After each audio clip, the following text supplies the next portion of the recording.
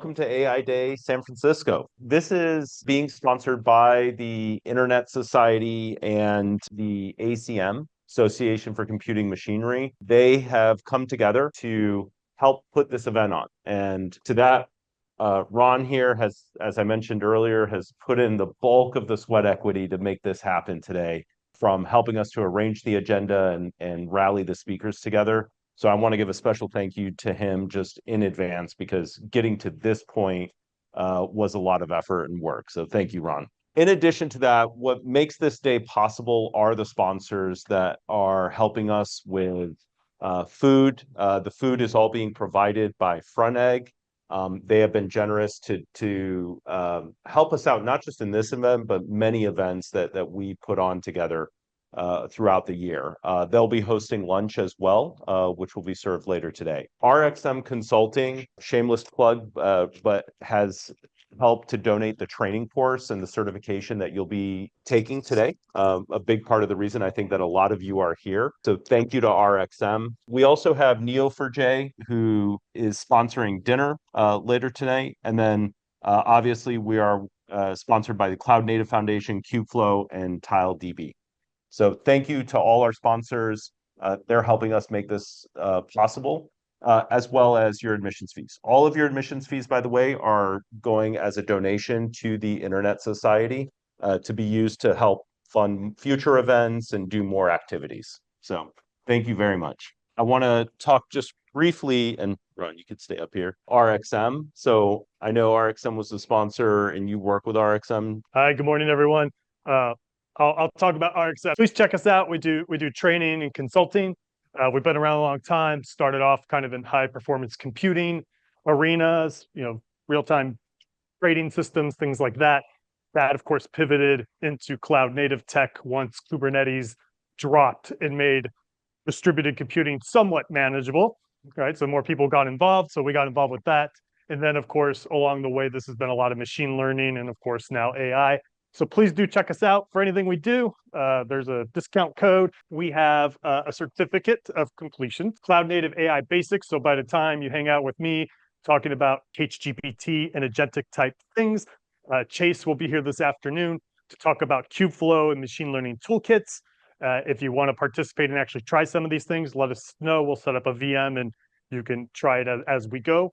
Otherwise, we'll show this, we'll present it, and we'll go from there.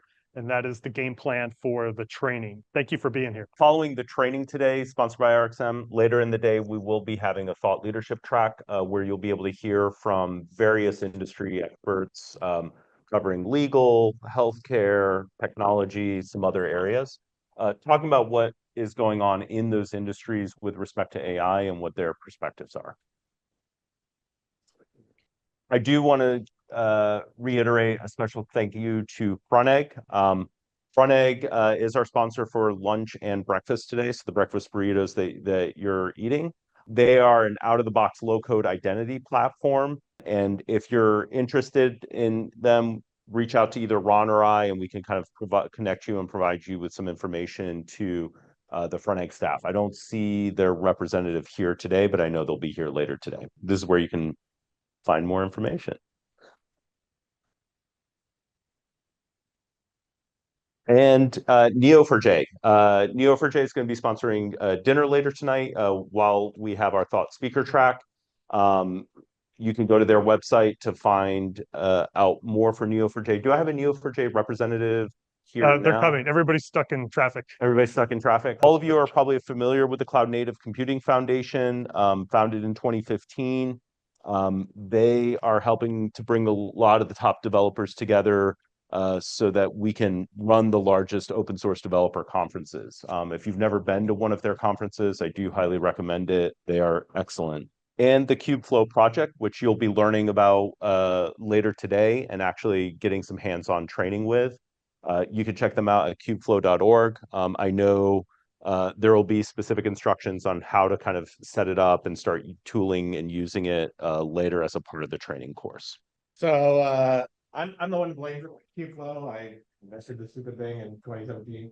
I was leading Kubernetes at the time, and everyone's looking around like this AI and ML looks pretty sweet. Wouldn't it be nice if my chocolate and my peanut butter were together. So we basically just figured out a way to make it really easy to deploy ML workloads to Kubernetes. We started very small, with Jupyter and TensorFlow.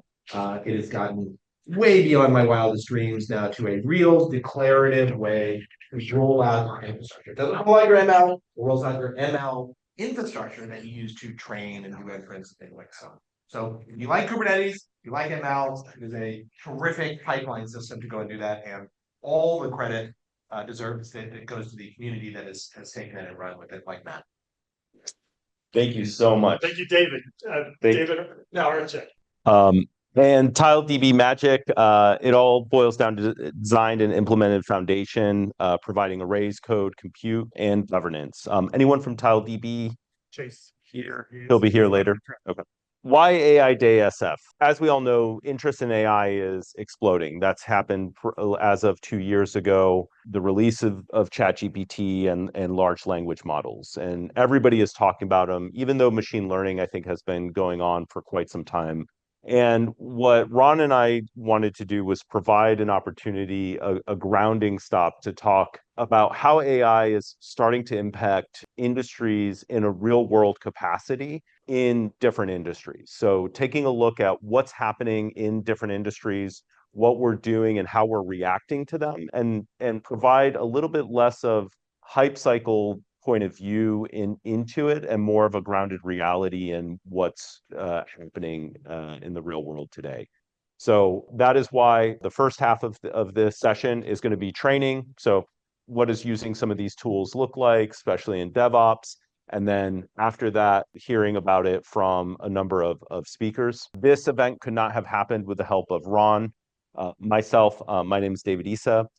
Jacob Cantor, who you probably met at the front desk doing the registrations, and Boris, who unfortunately was not able to be with us today. He lives in Charlotte and was going to make it, but had a conflict come up. Thank you to all of them for their help. Okay, my name is Ron Petty. I am this year's chair for the Internet Society San Francisco.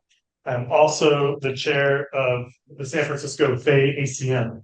So these two groups, they work together, put on events, but here we're going to talk first about the Internet Society. So for those who may not be aware of the Internet Society was created a couple decades ago by Vint Cerf. If you don't know who he is the co-creator of TCP/IP, which basically led to the internet as we knew it today. So thank you, Vint.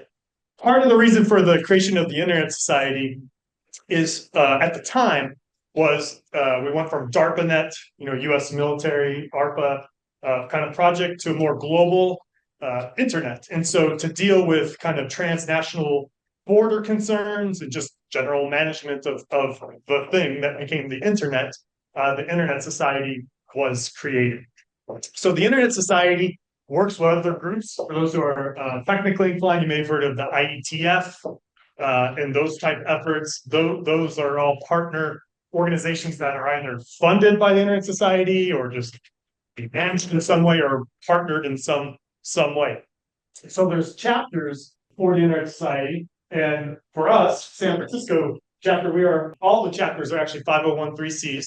So this is tax deductible. So thank you for those who did contribute. We totally appreciate it.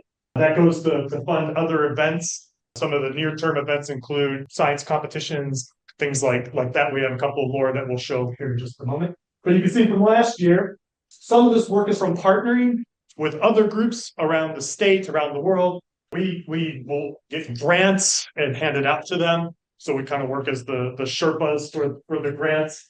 We put on actual events. Probably maybe the biggest ones are these last two, where we had the 50th anniversary of the internet. That's where it was down in Mountain View, Palo Alto area. Computer History Museum rented that out, had all the luminaries who helped build the internet, from TCP, IP, Ethernet, and all the related technology, CPU development. It was a great time. It's recorded, so if you missed it, again, but it was a great sessions nonetheless. Global Encryption Day, just to show you how much is going on and how many groups there are, is actually put on by another kind of global effort called the Global Encryption Coalition. So that is a group that was, I don't want to say spawned from the Internet Society, but at least shepherded by the Internet Society. Their goal is to protect encryption. It's encryption today, but it's really anything that keeps us safe online. And of course, that is largely encryption, right? So there's various governments who want to weaken encryption controls and things like that. So this group does what they can around the world, prop encryption and safety up. They do a great job. There's an annual event called Global Encryption Day, and it was our first time as a local chapter to put on a